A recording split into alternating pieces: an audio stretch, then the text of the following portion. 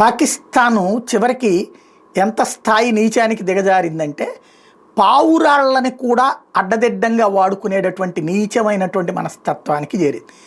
పావురాళ్ళు ఏవైతే మనకి మామూలుగా పాపం సరదాగా తిరిగేటటువంటి పావురాళ్ళను పట్టుకొచ్చి వాటికి ఒక దీన్ని అరేంజ్ చేసింది. ఏది మందుగుండు సామాగ్రిని పేల్చేటటువంటి సామాగ్రిని అరేంజ్ చేసి దాని ద్వారా భారతదేశానికి ఒక సందేశం పంపించింది అనమాట.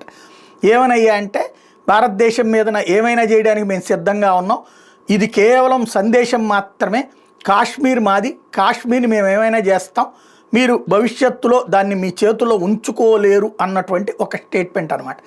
తద్వారా ఓపెన్గా ఒక థ్రెట్, అంటే భవిష్యత్తులో ఇప్పుడు ఈ పావురానికి మందు సామాగ్రి ఏదైతే అమర్చిందో అదే విధమైనటువంటిది మీకు భవిష్యత్తులో ఉంటుంది అనేటటువంటి కాన్సెప్ట్లో ఏమని పెట్టేది, మందు పాత్రని పేల్చేస్తాం, పావురానికి సంబంధించి కాలుకు బెదిరింపు సందేశం ఉంది.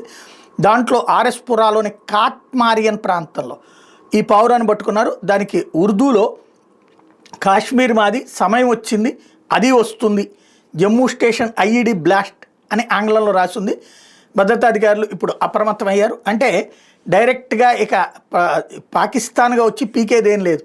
ఇంకోటి అదేంటి, కాశ్మీరీ ప్రజల ప్రయోజనాల కోసం కట్టింది కదా, దాన్ని జరగొడతారు. అంటే వాళ్ళు కాశ్మీర్ వాళ్ళని బాగు చేయనీరు, పీఓలో జేకేలో బాగు చేయరు, ప్లస్ ఇక్కడ కాశ్మీర్లో ఉన్నటువంటి వాళ్ళని కూడా జరగొడతారు. వీళ్ళు మళ్ళీ ప్రపంచానికి నీతులు చెప్తారు కాశ్మీర్ కోసం పోరాడుతున్నామని.